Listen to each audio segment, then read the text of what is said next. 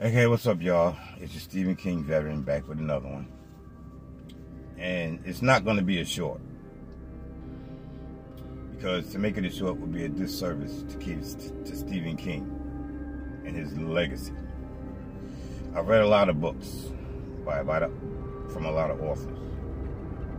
And Stephen King is such a GOAT in what he do that you have other people who obviously wanted to do a Stephen King movie, because a lot of them have been in 2 or 3 of his movies. Kathy Bates is one of them. Then I think his name is Timothy Hutton. He's been in a couple. A lot of stars have been in multiple Stephen King movies. I would think that they all read the books and they were Stephen King fans. But to me, Stephen King, celebrity. I'm separating celebrity from real life, because there are people in my life who I think are GOATs also. But as far as celebrities, there's only 3 GOATs to me in the celebrity world. I'm in my 50s, so I think there's some credibility in what I say. You got Prince, Michael Jackson, and Stephen King in my life. The GOATs. Everybody else, whatever. Stephen King, Michael Jackson, and Prince. Can't beat it. Now, this is Salem's Lot. I call it an old school Stephen King because it's one of his earlier masterpieces.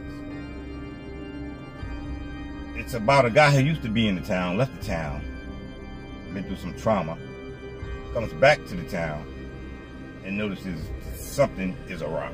Something is not right. So, when he figures out what it is, after a whole lot of shit goes on in the town that's like supernatural, you get a guy who moves into the town, and he happens to move into a house that some things have happened in that house. And I believe evil always has a place to sit. So I believe the Marsden house, where a whole lot of shit happened, is that place. The book is off the hook. The movie's off the hook. It's close to the book, but there's some things that happen in the book that didn't happen some things that happened in the movie that didn't happen in the book, and it pisses me off because I hate when people take liberties and they'll fuck up a good book. This is one of them. Like The Shining, it was butchered. Yeah, I like Jack Nicholson, and the only reason to me the movie was good because Jack Nicholson was in it, and it was creepy as shit, and because it was Stephen King. A lot of people to me didn't read the book, but they would have went the fuck off at the movie. But I'm not gonna talk about the differences. But let's say Stephen King is a GOAT at what he does. I've read damn near every Stephen King book there is. Maybe I'd say,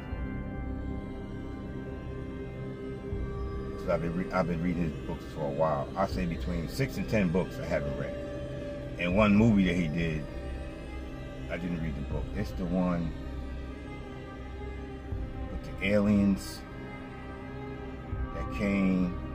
I can't think of the name of the book. I think of it, I'll put it in here. But he's the best at what he does.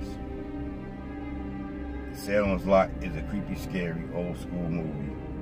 It's a must read, then watch, so you can see the difference.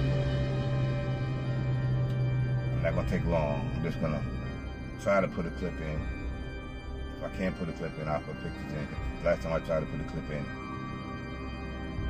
YouTube kicked my ass. But please read the book. If not, watch the movie.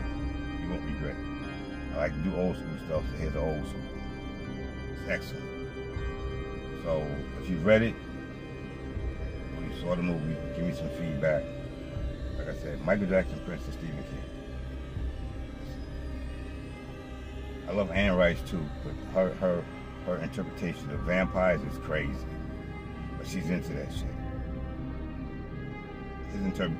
her interpretation of vampires.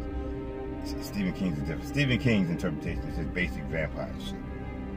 You know, stakes and sunlight and all that. But Anne Rice goes into a total different realm. But yeah, Stephen King. You must watch or read Salem's Lot.